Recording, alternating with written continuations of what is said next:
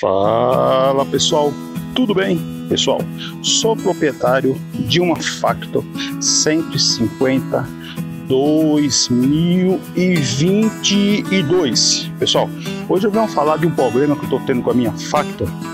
É um problema aqui no coraçãozinho da bichinha, parecendo um descompasso, parecendo, não é batido de válvula, mas é um descompasso, sabe?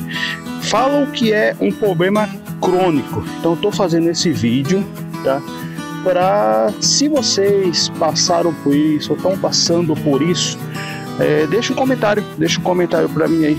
Vou apertar a embreagem, vai mudar. Ó, já fica silenciosa. Você solta a embreagem, ela já bate, toc, toc, toc, toc, toc.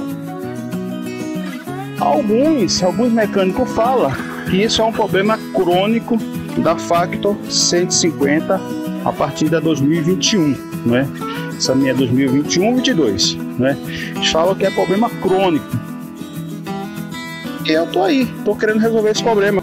E é isso, pessoal. Minha moto tá um pouquinho equipada, né?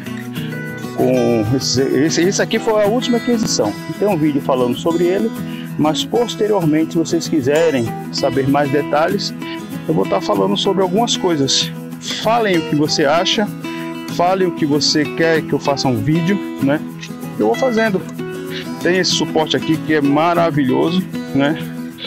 Eu comprei aqui, muito bom, foi na China, muito seguro. Tenho esse suporte também de baú, que eu coloco 2 baús, esse daqui bauleto, e coloco o baú de serviço deslizante. Então também tenho esse vídeo no meu canal, vocês procurem aí.